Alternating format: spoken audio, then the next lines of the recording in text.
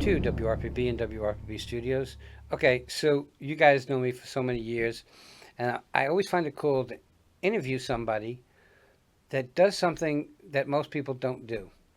And when I was scrolling through Facebook, I ran into this young lady sitting next to me, who is Melissa Frieda, and it's RV Roofing Maintenance and Repair. He said that if he was to butcher it, he asked me to call it. It's Yeah. Melissa Frieda with RV Roof Maintenance and Repair. Okay, so I got it. A little slow, but I'm old, so it's okay to be slow. You're not old.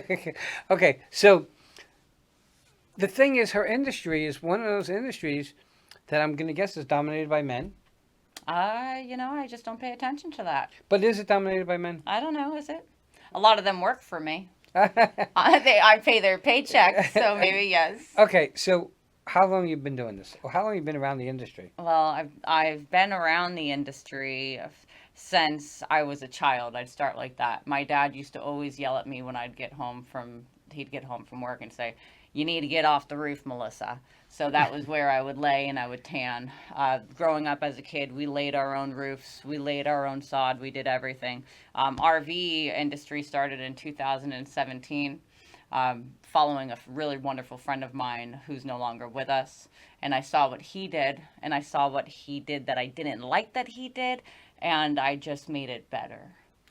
You know, I've been on your Facebook and I've seen some of your videos with you on top of a roof of an RV, and I'm going with your drill, your screw gun, and I'm going, that's like some tough work, and most people know that I've always done prior to laying back. I've been on top of the World Trade Center, Verrazano Bridge, many high places. An RV roof is not a high place, but falling off an RV roof could be a problem. So RV roofs are about 13.6 feet high. Right. That's their clearance. They have to be able to go through our tunnels. So, we've seen some accidents before where people have not followed the laws of the road, Yes. if you would. And then we replace the roof because of that. Okay, so an RV roof is not just this plain sheet of metal or whatever. Because in the video I saw, you had this thing that looked like some sort of cup thing. You're talking about the materials on top of the roof? Yeah. So, well, there's a lot of things that go on top of the roof. like what? Can I tell them? Yeah. Okay. So on top of an RV roof, you have your vent fans, and you can pick different ones with your vent fans, which is even better. You have your ACs, which have AC gaskets. Those things are to be serviced. Those gaskets are to be removed. You have your sewer vents, your skylights. All these things that we have on top of the RV roofs can and will be broken. And then the roof is also made of rubber. So Okay, underneath the metal? there's no metal on the roof. It's a rubber roof membrane. It's plywood. So I call this job security because what happens when plywood gets wet? Yes. Tell me. I guess it gets moldy and it gets decrepit and falls apart. Falls apart. Right. So I try to help people in ways that they didn't know that it was possible. So you said something interesting. It's 13 feet. 13.6. Okay. But now, what about when you put an air conditioner on top and stuff? Including the AC, it is at a 13.6. So its highest point has got to be 13.6. Yes, so my bay doors, I've got 4 of them over at my shop, are 14-foot high bays. And with our forklifts, we're able to pull those in and out securely. Wow. All right. So I have to do this because if I don't do this, you'll kill me. Ah. There's 2 tools there. There's that, which I called a chisel, but it is a scraper. This is a scraper. I'm guessing that the gaskets, the rubber, over time, kind of gets stuck to the top of the RV, and you have to scrape it off. Yeah, well, yes. So everything outside of the RV, there's a lot of maintenance that have to be done. And if you, as an RV owner, know or don't, you might want to figure this out. On the outside, there is compartment doors, there are moldings, there are front end trans and transitions and things of that nature. What I like to do is I like to be able to teach people the proper ways to use them. So this would be scraping away the GSL, which goes on the exterior of the RV, and then also scraping away the caulk, which goes over to the top of the RV roof, all your moldings, your vents, your sewer vents, everything that you and I just discussed, and then just relaying.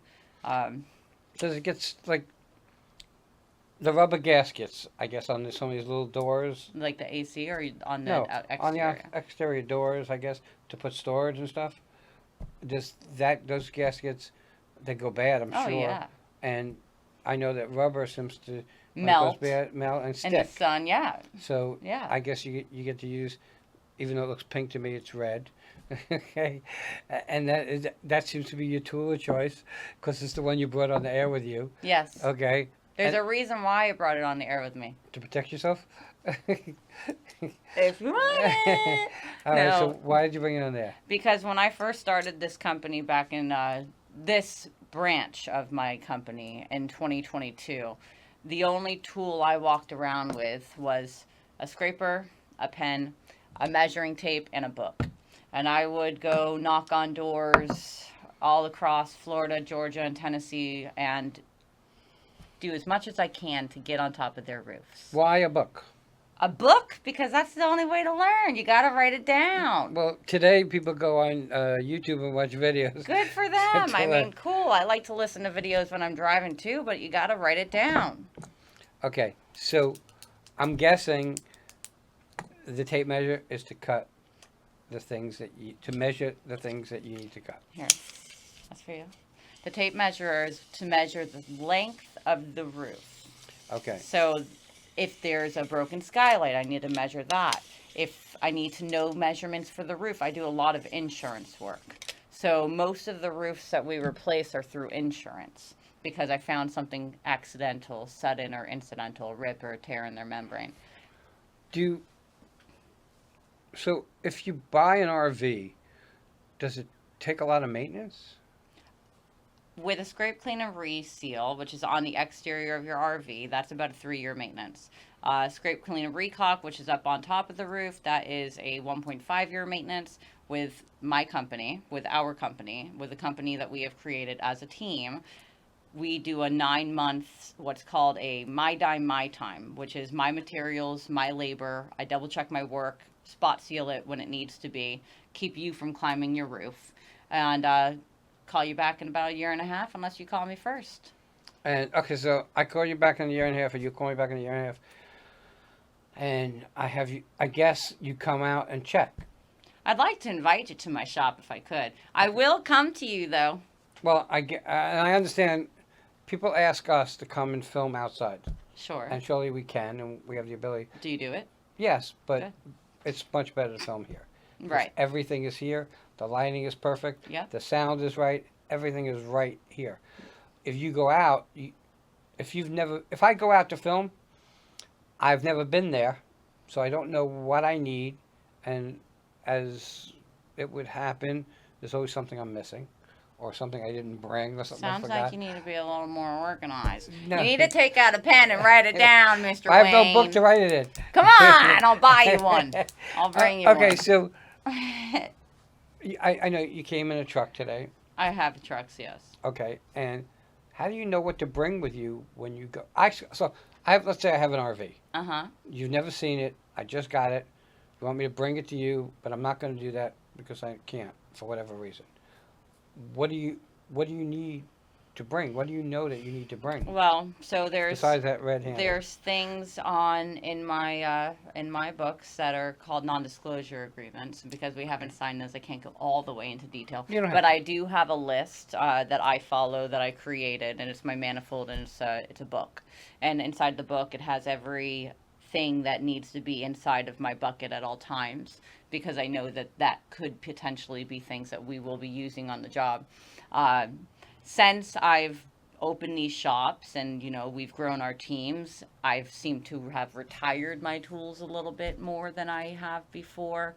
And I do a lot more answering the phones and doing the insurance and the warranties and the scheduling, which is still a lot of work, and the inspections, which is still a lot of work. But We talk about it all the time.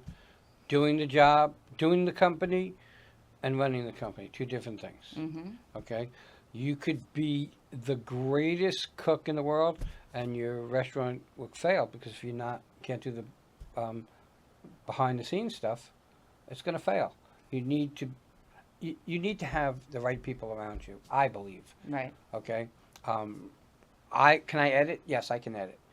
I can't edit like Edgar, so I have Edgar. Can I run the company? Yeah, I ran it for 30 something years, but I have Steve, which allows me to get free. He's considerably more organized than I.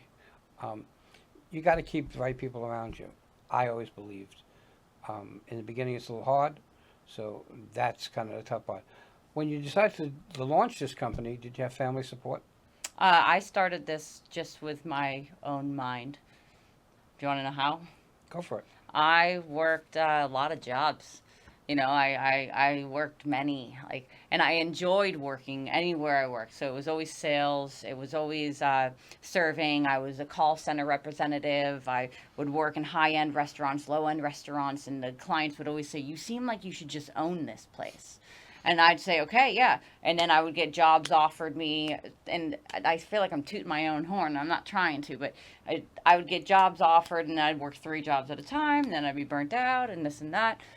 But what I did throughout my experience of working was learn the way that other people's ran their business and put together a plan for how I would want my team members treated and how I would want my team members to feel, because I've had the same team members on my team since the day I opened my door. Oh, wow. 10 years. So I think that really says something. The guys at my shop, they've been with us since we've opened the doors. They've even left their second job to come work with me full time. So I really think that says something. And it's interesting you say that because somebody that's a layperson like me can't imagine, and I know it sounds weird, that your industry would be a full-time job. Well, I have to make it a full-time job. Okay. My goal within the company is to make sure that my team members are working full-time. That's my goal. I can tell you this. I could take my car in to be repaired. So the one that's here now is a Toyota, to a Toyota dealership. Or I could take my car to a private guy and know that I'll be cared about 100 times more than taking it to a Toyota dealership. They think it's better, but it's not. Well, I've been there. So in your industry, I believe you'll get better service using a private company than bringing it to an RV major company. It's just small. It's just, I love Camping World. Camping World, La Mesa, I've been following them. I've been working with them. They've helped me out so many times. I know every single parts department across the entire state of Florida by name. I'm not going to name their names, but they know me too. And they've seen me go from this girl dancing in the aisles, having fun all day long, traveling, because I owned a mobile RV repair company, traveling, to now going behind the scenes of their RV dealerships, and I see them and go, she's checking our RVs. Oh no. But I'm not here, and I explain it to the clients a lot, and I want you guys to know, in the RV industry, we do our best for you. When I went to La Mesa the other day for a client who asked me, can I re-inspect a roof? Was I impressed? No. Was there some lying in there? Yes. I saw, and I admit it, and it's unfortunate, but you have to remember that they have like 300 employees. So things of quality being in control can sometimes go out of control when you don't have one person that's just delegating it. So my goals within the company is to keep it small, short, and sweet. Just small pop shops run by a couple of people, help them out, and then really, number one is my team.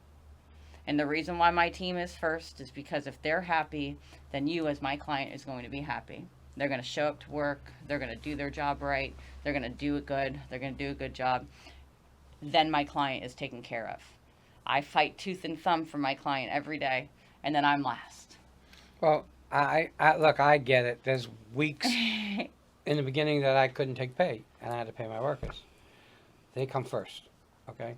Because, again, without the right team, you're going to fail. You're going to fail. And if your worker's not happy, it's going to be a nightmare. And who hasn't failed who's successful? I mean, tell me one person who hasn't failed who's successful. Well, I've failed. I don't know. Many I times. see where I'm at, but I won't call it failure. I call it cyclical. It's like My industry is like this. So I was Ups and great downs. times, and it was in my house, and then it was in a little place, and I got really sick, and I had to stop working. So was that a failure? No. And I No. got back at it again, Yeah. and then I got thrown out of the building I was in, not my home, but the office I had. I got thrown out of there. You know what? Do you know why? Yeah, I didn't pay the rent. There's something inside of you that's great, and because of that, greatness comes for those who are consistent. So just as you are you, I am I, and we go through struggles, but that doesn't kill us and it doesn't hurt us. It makes us better. Right. I totally agree. And the interesting thing about Melissa is we met online. I went through your stuff, trying to figure out who you are, what you do, to make sure it was a fit for here.